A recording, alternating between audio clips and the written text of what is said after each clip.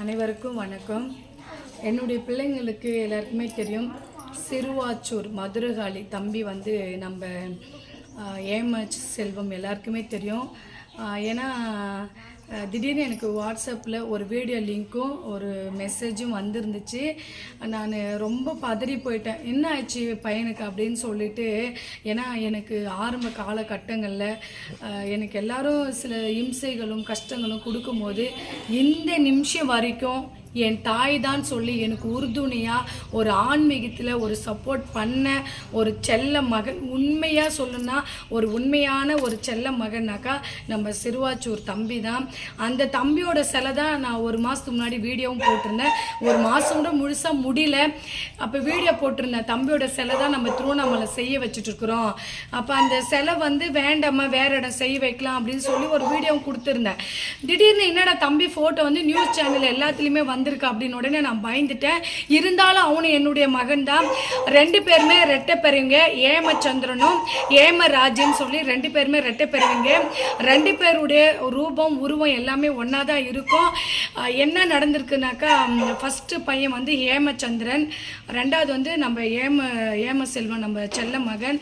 அதாவது கிட்டத்தட்ட அவன் 180 எடை என்னவோ இருக்கிறான்.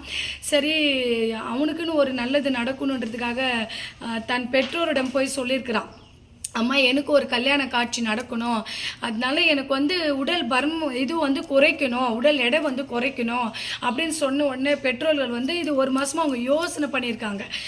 ஒரு வருஷமாகவே யோசனை பண்ணியிருக்காங்க. புள்ள இப்படி சொல்கிறானே, சார் நம்ம குழந்தையோட என்ன அப்படின்னு சொல்லி, நம்ம குழந்தை எதிர்காலம் தான் முக்கியம் சொல்லிட்டு நம்ம சென்னையில் பம்பல்ன்ற ஒரு இடத்துல வந்து ஒரு ப்ரைவேட் ஹாஸ்பிட்டலில் வந்து கூட்டிகிட்டு போயிருக்கிறாங்க. மயக்க இன்ஜெக்ஷன் எதுவும் கொடுக்கக்கான கரெக்டாக 15 நிமிஷத்தில் வந்து அந்த செல்ல மகன் உயிர் இருந்திருக்கிறாங்க. இது வந்து நம்ம எங்கிருந்தோ பார்க்குறவங்களுக்கே மனசெல்லாம் பதறுது.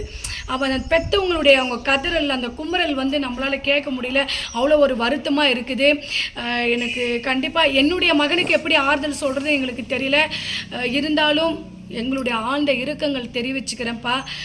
ஏன்னா அந்த செல்ல மகன் காலையில் அனுப்புந்து சத்தியமாக ஒரு நிமிஷம் ஃபோன் எடுத்துனுவாம்மா. எங்களுக்கு என்ன சொல்கிறதுனே தெரியல செல்ல பிள்ளைங்களா.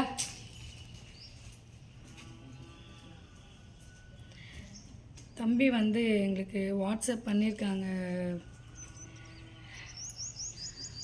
ரெண்டு பேருடைய உருவம் ஒன்றா தான் இருக்கும். பெரியவன் வந்து ஏமச்சந்திரன், ரெண்டாவது வந்து ஏமராஜன் அவன் பேர். அவங்க அப்பா வந்து துரை செல்வம்னு நினைக்கிறோம். ஏன்னா தம்பி தினமும் எங்களோட கான்டாக்டில் தான் இருக்காங்க. எனக்கு வாட்ஸ்அப் மெசேஜ் போட்டிருக்கான் தம்பி. எங்கள் அண்ணங்காரன் இறங்கிட்டாமா, எங்கள் அண்ணன் இறங்கிட்டான், என்னை விட்டு போயிட்டாமா, உடம்பு குறைக்கிறதுக்கு ஆப்ரேஷன் பண்ண போகிறேன், எனக்கு அசிங்கமாக இருக்குது, ஒரு கல்யாணம் கட்சி நடத்துல போனாமா, எங்கள் அம்மா அப்பாட்ட கெஞ்சி கூத்தாடியே எங்கள் அம்மா அப்பா தான் கூட்டின்னு போனாங்க. பிள்ளைய சாவடிச்சிட்டாங்கம்மா டாக்டருக்கு. மயக்க மருந்து அளவுக்கு அதிகமாக கொடுத்து பிள்ளைக்கு மூளை சாவாயிடுச்சுமா, மூளை சேர்த்துருச்சுமா, ஹார்ட் சைடு இருந்துச்சுமா. அம்மா அம்மா என் பிள்ளை சாவு பணமாக கிடக்குறம்மா, பணமாக இருக்கிறம்மா, வீட்டில் நாளைக்கு காலையில் எடுக்கிறம்மா.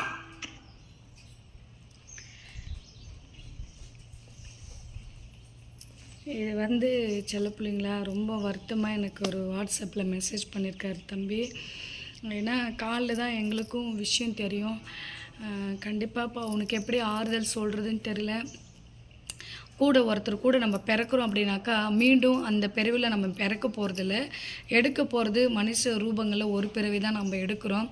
7 ஜென்மம் சொல்கிறாங்க. கண்ணுக்கு தெரிஞ்சு நம்மளுக்கு இருக்கிறது ஒரு பிறவி தான். மீண்டும் இவனுக்கு இன்னொரு மறு ஜென்மன் உனக்குன்னு இருந்தால் செல்ல மகனே, இவனே வந்து உனக்கு அண்ணனாக பிறக்கட்டும். ஏன்னா ரொம்ப ஒரு வருத்தமாக இருக்குது. சின்ன பையன் தனக்குன்னு ஒரு நல்லது நடக்கணும், தனக்குன்னு ஒரு கல்யாண காட்சி நடக்கணும்னு சொல்லி டாக்டரை நம்பி தான் போகிறாங்க. ஒரு கடவுளுக்கு அடுத்தபடியாக சரிசமமாக நினைக்கக்கூடியதே டாக்டர் மட்டும்தான். ஆனால் அவங்களே இப்படி மோசம் பண்ணாக்கா மக்கள் யாரை நம்பி போகிறதுன்னு தெரியல. இதுக்கு மட்டும் என்ன செல்ல பிள்ளைங்களா, அரசாங்கம் சரியான நடவடிக்கை இதுக்கும் எடுக்குவாங்களோ எடுக்க மாட்டாங்களோன்றது கடவுள் விட்ட வழியை. கண்டிப்பாக இந்த குடும்பத்துக்கு எப்படி ஆறுதல் சொல்கிறதுன்னு தெரியல. ஏன்னா பெற்றவங்களுக்கு தான் தெரியும் அந்த வலி என்னன்றது. இன்றைக்கி அந்த தாய் கும்பிட்ற சத்தம் நம்ம பக்கத்தில் இருந்து கும்பிட்ற மாதிரி ஒரு கஷ்டமாக இருக்குது.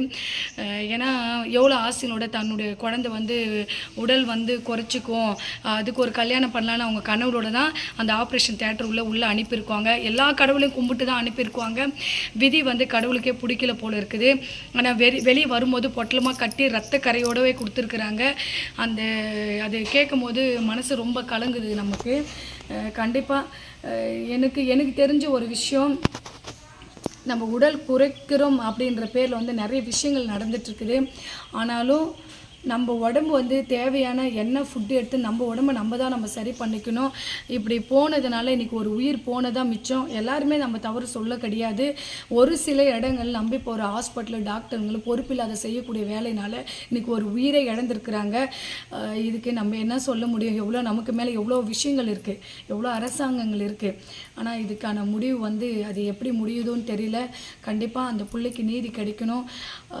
ஏன்னா என்ன சொல்கிறதுனே தெரியல. கண்ணு முன்னாடியே எல்லா மீடியாங்களில் வந்து அந்த பிள்ளையோட வீடியோ அங்கே பார்க்கும்போது ரொம்ப மனசுக்கு ஒரு மிகப்பெரிய ஒரு வருத்தமாக இருக்குது. அந்த தாயினுடைய குமரல் சத்தெல்லாம் கேட்கும் போது என்னுடைய மகனுக்கு, சிறுவாச்சூர் மதுரகாளி என்னுடைய மகனுக்கு கண்டிப்பாப்பா என்னுடைய ஆழ்ந்த இறக்கங்கள் நான் தெரிவிச்சுக்கிறேன். ஏன்னா 2 பேரும் ஒரே மாதிரி இருக்கிறதுனால பல பேர் குழப்பங்கள் அடைஞ்சு எனக்கு கால் பண்ணியிருக்கீங்க. அம்மா உன்னுடைய மகனுக்கு இப்படின்ற மாதிரி. அவனும் என்னுடைய மகன் தான், இருந்தாலும் இறந்துருக்கிறது நம்ம சிறுவாச்சூர் மதுரகாளி, நம்ம தம்பி, அவருடைய அண்ணா இறந்துருக்குறாங்க. கண்டிப்பாக எல்லாருமே ஆழ்ந்த இரக்கங்கள் தெரிவிங்க. இதுக்கு மேலே பேசுறதுக்கு ஒன்றும் இல்லை. கண்டிப்பாக ஒரு ஹாஸ்பிட்டலில் நம்ம தேர்வு செய்கிறோன்னாக்கா அது போனால் அங்கே சரி வருமானது தேர்வு செஞ்சு அந்த இடத்துல ட்ரீட்மெண்ட் எடுங்க. ஏன்னா வந்து இதெல்லாம் என்ன சொல்கிறதுனே தெரில. இன்றைக்கி அநியாயமாக ஒரு குழந்தை உயிர் பறி போயிருக்கேன்றது தான். சரி செல்ல பிள்ளைங்களா, என்னுடைய ஆழ்ந்த இரங்கல். அனைவருக்கும் நன்றி, வணக்கம்.